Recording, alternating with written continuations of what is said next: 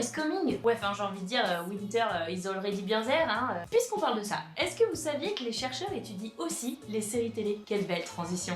Et oui, il y a des colloques, des publications et même des revues entières qui y sont consacrées. Je vous propose de découvrir aujourd'hui le travail de Justine Breton, agrégée de lettres modernes et doctorante en littérature médiévale à l'université de Picardie, Jules Verne. Elle a publié dans la revue scientifique TV Série un article sur la comparaison entre le roi Arthur et Jon Snow. Je vous propose d'en parler aujourd'hui. Bienvenue dans Avis de recherche. Vous ne connaissez peut-être pas tous Terence Henbury White. C'est un auteur anglais de fantasy qui a vécu de 1906 à 1964 et qui a écrit un cycle de romans intitulé La quête du roi Arthur. En anglais, The Once and Future King.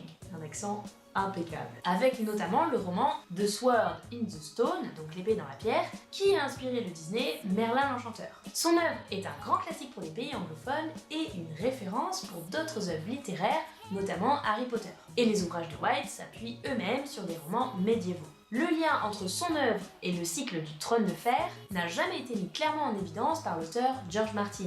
Mais il y a quand même de grosses similitudes que notre chercheuse a relevées et qui sont aussi mises en avant par la très fameuse série Game of Thrones. Bon alors, je vous le dis tout de suite, on va spoiler grave. Donc si vous n'avez pas encore maté la série, on se retrouve dans 67 heures quand vous aurez tout binge-watché. Faites pause, hein, moi je reste là, je bouge pas.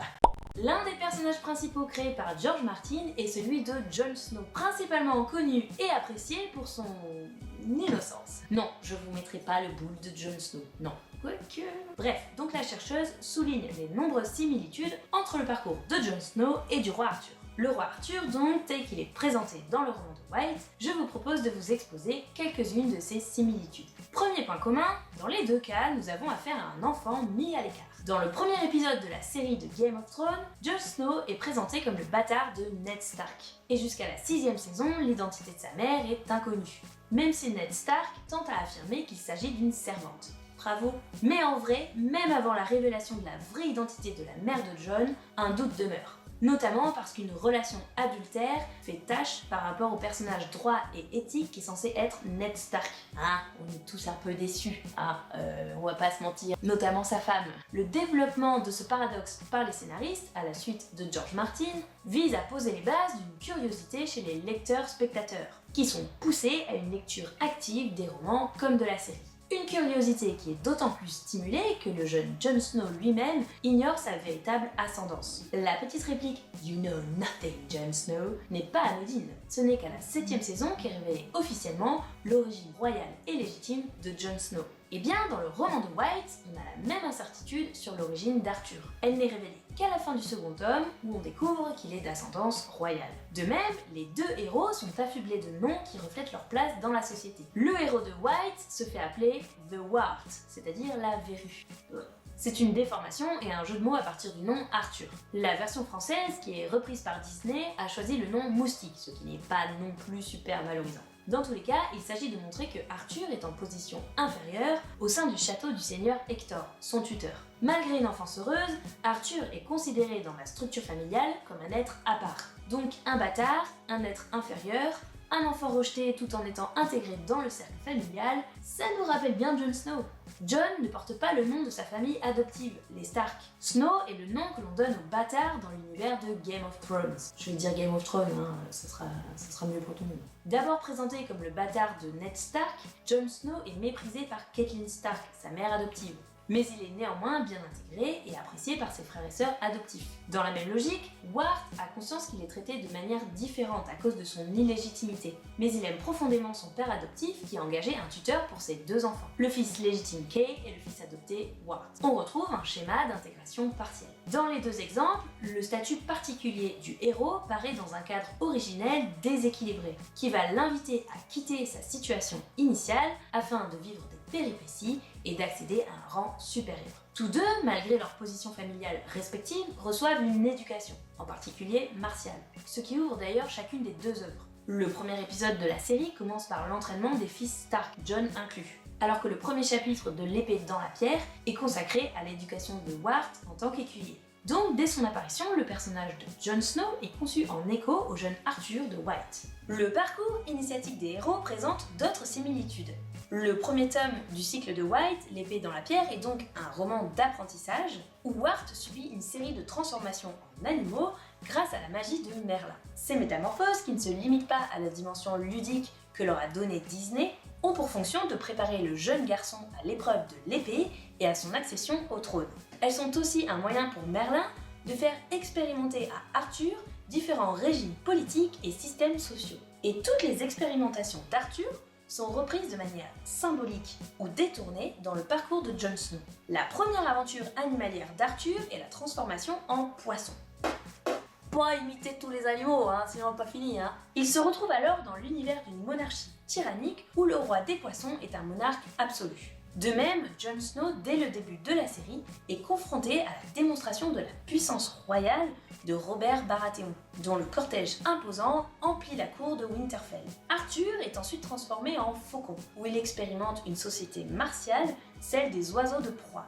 C'est aussi l'expérience de Jon Snow qui rejoint la garde de nuit, où les membres sont justement appelés les Crows, les corbeaux. Arthur est ensuite transformé en fourmi légionnaire et intègre une représentation diabolisée d'un régime communiste et fasciste. Un régime qui est aliénant avec le renoncement absolu de l'individu pour la valorisation d'un chef suprême. Les concepts de bien, de joie et de liberté sont inexistants. Et cette expérience ne fait que renforcer pour Arthur sa foi en un système politique juste et égalitaire. Jon Snow, quant à lui, découvre au-delà du mur le groupe autarcique de Craster, qui est entouré de ses nombreuses filles compagnes, où chacune est privée de toute considération personnelle.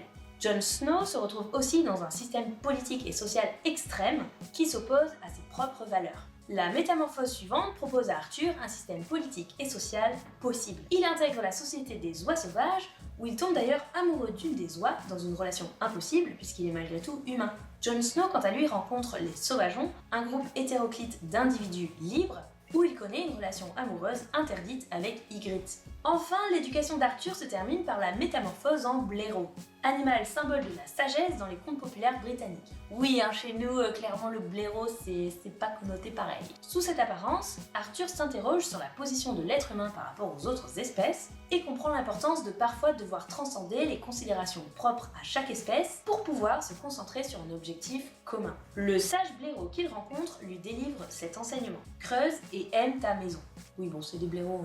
Et l'on constate que lorsque Jon Snow renonce à porter la fourrure noire de la garde de nuit et retourne à Winterfell, cela après avoir fédéré plusieurs groupes différents, il endosse une fourrure de blaireau.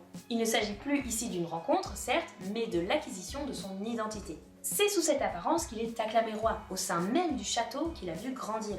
Jon apprend à aimer son foyer. On note aussi que l'une de ses missions de la saison 7 est d'acquérir un minerai qui se trouve sous la forteresse de Dragonstone. Donc il va aussi devoir creuser.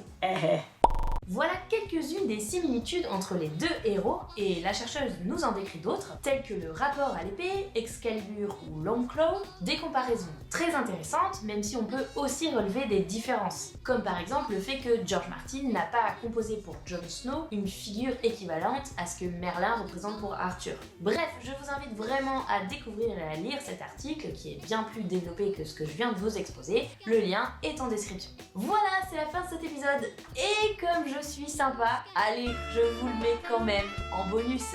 Boule. Gna, si ça avait été une femme, on en aurait fait tout un foin. Oui, bah ça va, on s'est bien tapé les boobs de Daenerys, un paquet de fois. Bon, d'accord, voilà, c'est bon, tout le monde est content. Quoi? Bon, d'accord, voilà, tout le monde est content maintenant. Donc c'est la fin de cet épisode. Si vous êtes chercheur en sciences humaines et sociales et que vous voulez nous envoyer une publication récente, n'hésitez pas à nous écrire au mail qui se trouve en description. Et moi je vous dis à dans un mois pour un nouvel avis de recherche sans boule.